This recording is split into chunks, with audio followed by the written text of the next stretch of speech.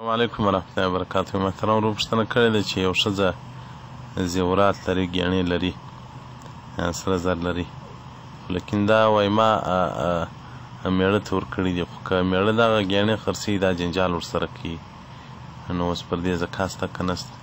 محترمه وروره، که ښځه 9.5 تولې سره زر ولري او د 2.5 تولې سپین زر ولري، یعنې که یوازې هغه ولري یا هغه ولري، او یا مثلا 5 تولې سره زر ولري، 15 زره کلدارې ولري، نو باره پر دې باندې زکات شته. او دا چې دا ځان خلاصوي وایي دا زما د مېړه دي، زما نه دي، دا یو حیله د غاړې په بندې دي، الله سره چل کول دي. خو که واقعیت دغه مال دې مېړه ته ورکړي، که مېړه خیراتي، که خرڅوي، دا نه هېڅ وایي، بیا مېړه ودې ته په خواست ورکړي چې دا ته استعمالوه، او یا مېړه سره زر واخلي ښځې ته یې ورکړي چې مثلا دا ته استعمالوه، نور زما ملک دی، زکات یې زه باسم، بیا په دې کې مشکل نشته.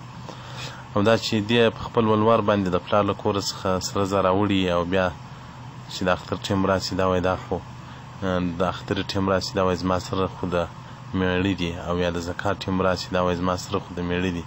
خو که مېړه خیراتول یا خرڅول په هغه ورځ د اسمان رانړوي، دا نو بیا غدر دی، خیانت یې په دین کې دغه دی. او که چیرې واقعیت نو هغه خو نو د دوی کار دی چې واقعیت ته زړه له اخلاصه مېړه ته وبخښي چې دغه زما سره دي، دا ستا زه نه کوم، نه مې په کار دي، کې خرڅوي، کې مسکینانو ته ورکوي، کې سوځي، کې هر څه چمبه کوي، نو په هغه صورت کې بیا هغه مال د مې خاوند کېږي، نارینه بې زکات باسي، دا له زکات څخه خلاصه ده.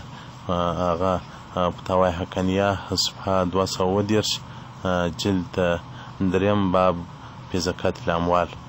نو دا اوس ښځې اکثره هیلې کوي ځان خلاصوي، خو لیکن په دنیا کې خو په ځان خلاص کړي، په قبر کې بیا نه خلاصېږي. والسلام علیکم ورحمة الله.